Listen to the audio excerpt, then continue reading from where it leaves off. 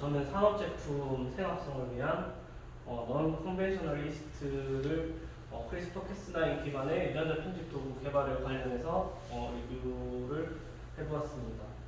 먼저 제가 일단은 non 컨벤셔널리스트 중에 하나인 피어 캐스토리스를 관련해가지고 지금 캐스9을 적용해서 지놈 에디팅을 진행하고 있기도 하고 non 컨벤셔널리스트에 대한 관심이 많기 때문에 이러한 논문을 주제로, 이러한 테마를 주제로 리뷰 논문을 작성하게 되었습니다. 목차는 지금 제가 작성한 리뷰 논문의 목차와 같은데요. 인트로덕션이 들어갈 거고, 그 다음에 기존의 non 컨벤셔널리스트에 적용되고 있던 유전자 툴에 대해서 이렇게 간단하게 설명을 하고 크리스퍼-캐스9 시스템이 나온 이후에 크리스퍼-캐스9 시스템과 그리고 이 크리스퍼-캐스9 시스템이 왜 non 컨벤셔널리스트에서 적용이 잘 되지 않는지에 대해서 챕터 1에서 설명을 하고 챕터 2 같은 경우에는 이제 이 크리스퍼-캐스9 시스템을 non 컨벤셔널리스트에 적용을 했을 때 어떠한 식으로 산업적 적용이 가능한지 그리고 어떤 물질들을 생산하는 연구가 진행되었는지 설명을 드리고 마지막에 컨클루전으로 요약 한번 하는 걸로 진행을 하였습니다.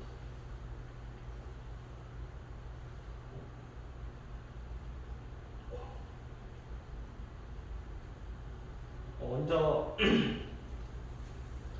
기존의 그 화학적인 산업제품 특성이나 그러한 것들은 일단은 환경적인 문제라든지 아니면 비용적인 문제 그리고 뭐 공간적인 문제나 이런 여러 가지 다양한 문제들로 인해서 사실 이제 생합성이라고 하는 것들이 좀 크게 대두가 되고 있습니다. 미생물을 이용해가지고 이렇게 그 산업제품을 생합성을 하는 것은 미생물은 생육이 빠르고 배양이 쉬우며 장소적인 제약을 최소한으로 받을 수 있기 때문에 이러한 장점들이 있고 그 미생물 중에서도 혐오의 경우에는 가장 단순한 구조의 유카리오틱 셀로서 다양한 기질을 사용할 수 있고 그리고 유전자 편집이 비교적 간단하다는 장점이 있습니다. 그렇기 때문에 미생물 혐오를 통해서 이러한 물질들을 생합성하는 것은 매우 유망한 기술이고 이러한 것들을 이제 미생물 대사공학적인 방법을 통해서 미생물 이스트는 굉장히 유망한 생합성의 호스트 스트레인이 될 수 있습니다. 사실 non 컨벤셔널리스트라는 말 자체가 익숙하지는 않으실 텐데 간단하게 말하면 저희 반에서 원래 주로 연구하고 있는 모델리스트인 사카로마이세스 LABJ를 제외한 모든 이스트를 일컫는 말입니다. 여기에 이제 다양한 non 컨벤셔널리스트들이 있는데요. 이런 non 컨벤셔널리스트들 같은 경우에는 온도나 산, 당 그리고 다양한 그 스트레스에 대한 강한 내성을 가지고 있는 균주들이 있고 그리고 다양한 기질을 대사할 수 있다는 장점이 있습니다. 또한 아까 전에 앞서서 발표해 주신 야로야 비폴리티카나 이러한 것들 같은 경우에는 또 특정한 물질들을 많이 생산하는 그러한 특징들을 가지고 있습니다. 그렇기 때문에 non 컨벤셔널리스트를 이용해서 특정 물질을 생산하는 데 있어서 어떤 이점을 가질 수가 있고 이러한 부분들을 대사공학적인 부분을 이용해서 대사공학 조절을 통해서 특정 물질들을 많이 생산한다거나 고부가산물들을 생산하는데 이러한 물질들을 이러한 균주들을 이용하는 것이 유익할 수 있습니다.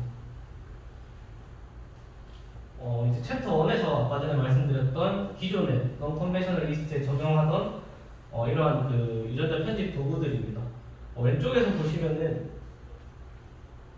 보시면은 이게 이제 제일 기본적으로 사용하던 셔틀 벡터라든지 아니면은 효모 내에서 발현할 수 있는 에피조멀 플라스미드 등을 이제 이용해서 효모 내에서 발현을 시킨다거나 아니면은 이러한 식으로 제한요소 처리 후에 제놈 인테그레이션을 통해서 이렇게 유전자에 삽입하는 기존의 이러한 방법들을 사용을 했었는데 이런 방법들의 문제는 사실은 이러한 마커가 들어간다는 단점들이 있습니다.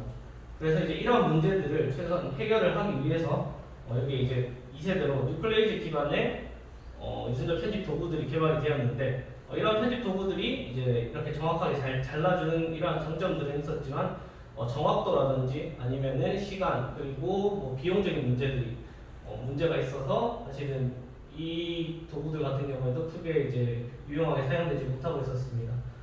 이제 크리스퍼-캐스9 시스템이 도입되고 난 이후에 이런 정리를 하면서 빠르고 손쉽게 유전자 편집이 가능하다는 이러한 장점들로 인해서 이후에 크리스퍼 캐스9이 개발된 이후에는 효모에서는 캐스9 기술을 이용해서 많은 유전자 편집을 진행하고 있고, 이제 사카로마이세스 레비지아 같은 경우에는 거의 이제 캐스9 시스템을 이용해서 원하는 유전자를 손쉽게 넣고 낙하시키는 것이 잘 되어 있습니다.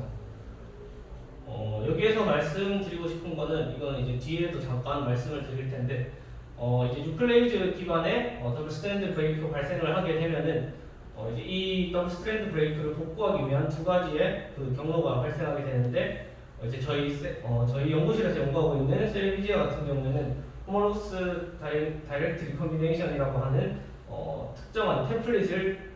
특정한 도너를 템플릿으로 하여 이러한 식으로 정교하게 내가 원하는 유전자를 삽입할 수 있는 이러한 리페어 시스템이 작동을 하게 되고, 그 다음에 제가 이제 보통 타겟으로 하는 non-conventional 리스트 같은 경우에는 이러한 식으로 무작위의 인설션이나 디비션이 일어남으로 인해서 정교한 유전자 편집이 어렵다는 그런 문제점이 있습니다.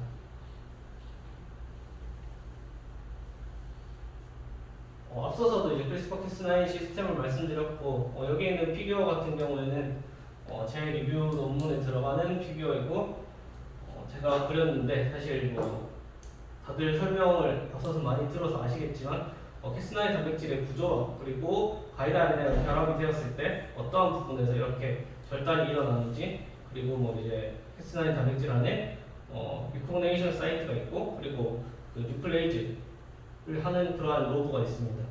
이런 캐스9의 구조와 그리고 이제 어떠한 식으로 이중 가능이 잘 되게 되는지 이러한 부분들에 대해서 간단하게 설명을 하였고,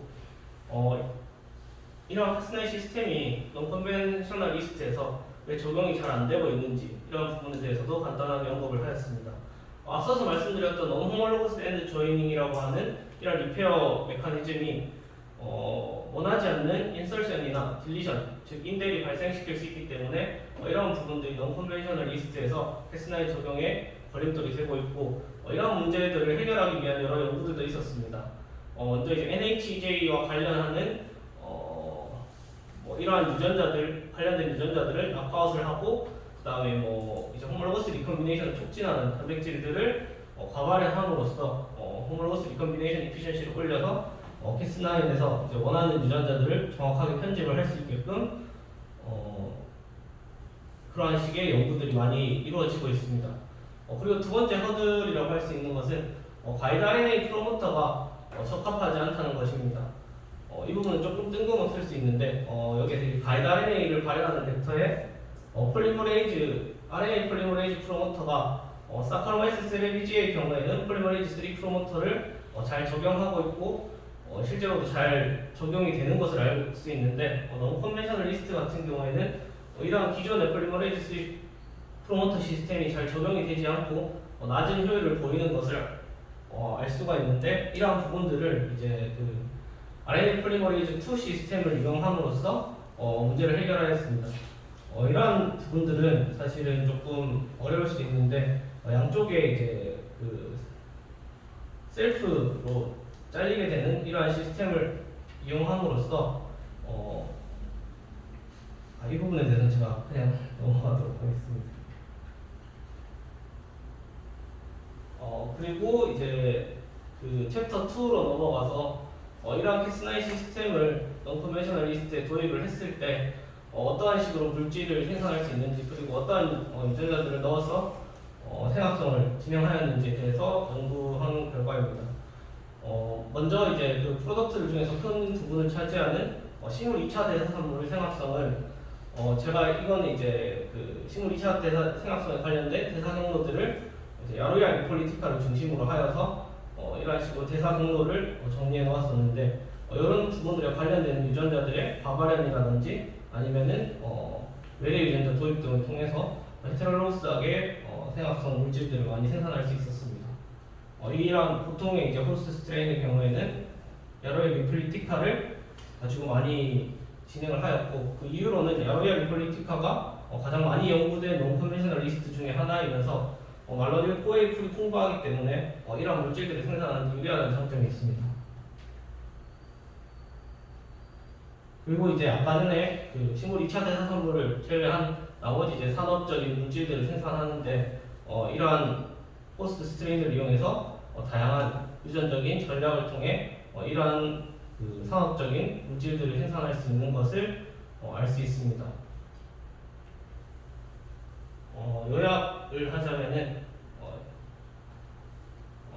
product biosynthesis through metabolic pathway editing using genetic engineering tool is a useful strategy to replace the existing production process because it is productive, economical, and eco-friendly.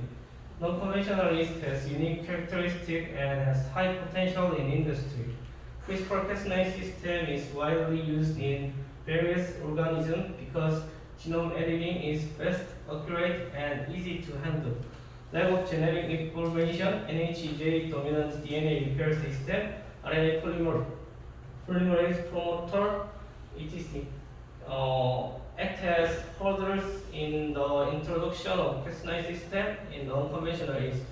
Through metabolic engineering using the Cas9 system, not only plant secondary metabolites but also various industrial high value added products can be produced.